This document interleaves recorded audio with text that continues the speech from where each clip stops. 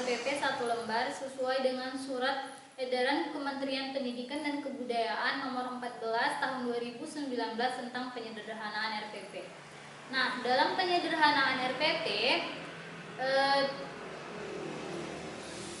kita itu harus mempertimbangkan 3 prinsip utama. Yang pertama itu ada prinsip efektif, efisien, dan harus berorientasi pada peserta didik. Efisien di sini berarti penulisan RPP itu harus dilakukan dengan tepat dan tidak menghabiskan banyak waktu dan tenaga. Kemudian efektif di sini itu harus sesuai dengan tujuan, dan yang terakhir harus berorientasi dengan peserta didik. Maksudnya itu harus sesuai dengan kesiapan, kemudian ketertarikan dan kebutuhan belajar. Nah, pada awalnya itu ada sekitar 13 komponen dari RPP. Namun setelah dilakukan penyederhanaan, hanya tinggal 3 komponen utama saja. Yang pertama itu ada tujuan, kemudian ada kegiatan pembelajaran, dan yang terakhir penilaian atau yang namanya assessment. Nah, diharapkan dengan adanya penyederhanaan RPP ini, guru itu bebas berkreativitas dalam penyusunan RPP, namun harus sesuai dengan silabus dan KD yang ada.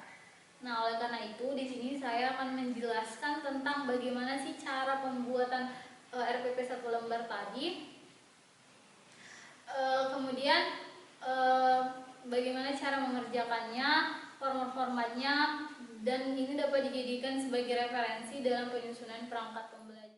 Nah, jadi menurut Peraturan Menteri Pendidikan dan Kebudayaan Nomor 22 Tahun 2016, ada sekitar 13 komponen dari Rencana Pelaksanaan Pembelajaran atau biasanya disingkat RPP.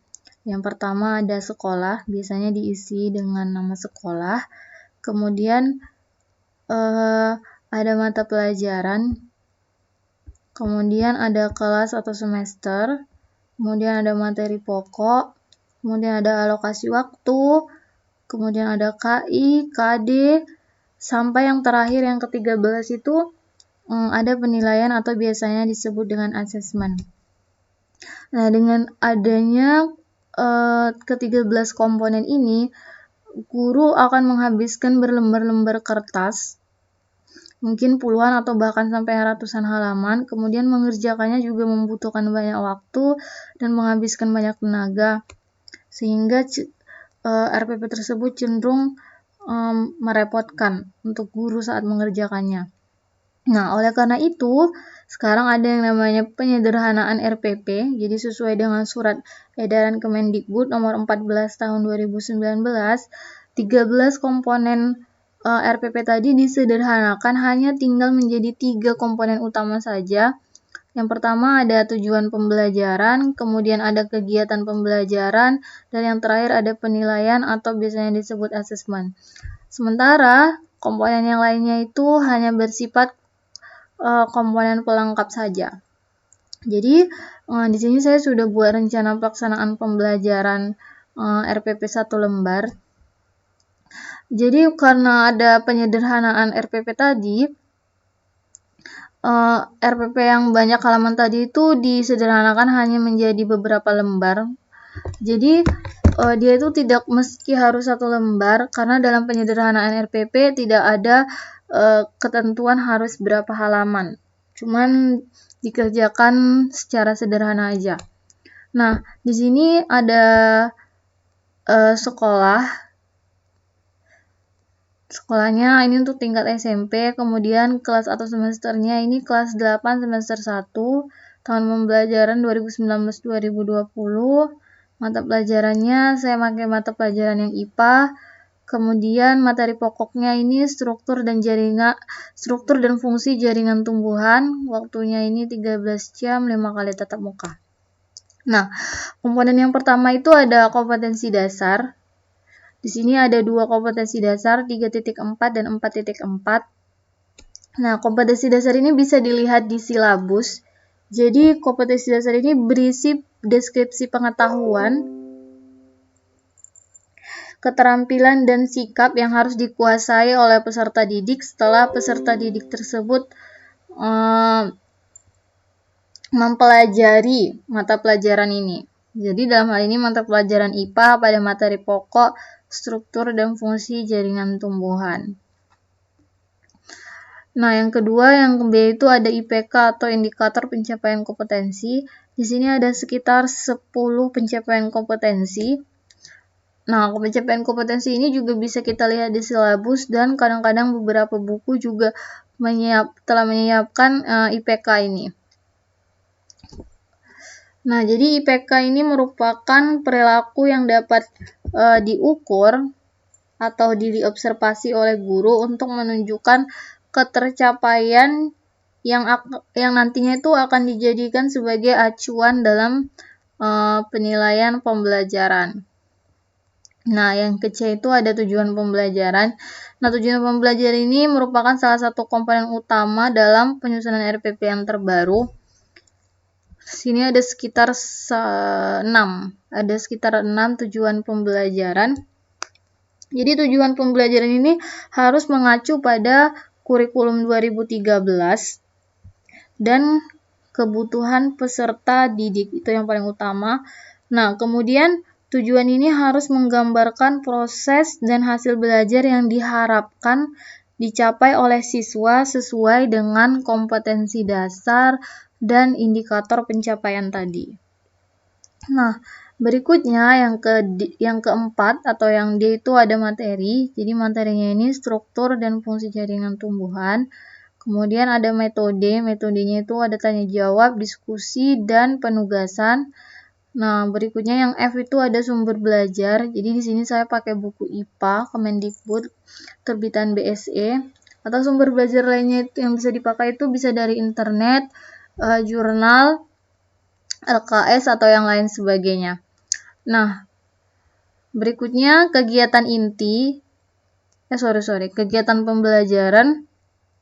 Jadi, kegiatan pembelajaran ini juga merupakan komponen utama dari penyusunan RPP yang terbaru. Jadi ini harus ditulis secara efektif dan kegiatannya itu secara langsung itu harus dapat mencapai KD dan tujuan pembelajaran tersebut. Nah, di sini kegiatan pembelajaran terdiri dari pendahuluan, kemudian kegiatan inti, dan yang terakhir itu ada yang namanya penutup. Di pendahuluan, itu biasanya guru memberi salam, berdoa, presensi, kemudian mengecek kesiapan guru, melakukan motivasi, persepsi, kemudian sampai menginformasikan apa sih yang akan kita lakukan pada kegiatan pembelajaran kali ini. Nah, sedangkan kegiatan inti itu berisi mengamati. Nah, biasanya di bagian mengamati ini guru melakukan pembagian beberapa kelompok untuk melakukan diskusi. Kemudian setelah itu mereka melakukan penyelidikan terhadap suatu hal, misalnya kayak ada kegiatan praktikum dan lain sebagainya. Nah, di sini kemudian ada menanya. Biasanya setelah dalam proses diskusi tersebut ada proses tanya jawab, biasanya ditanya oleh siswa, kemudian akan dijawab oleh siswa yang lainnya juga, lalu guru akan memberi penguatan dan lain sebagainya. Kemudian mengumpulkan informasi.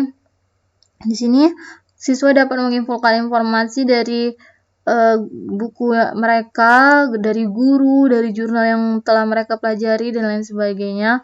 Kemudian mengasosiasikan, ini kayak melakukan persentase dan diskusi tentang apa yang mereka pelajari.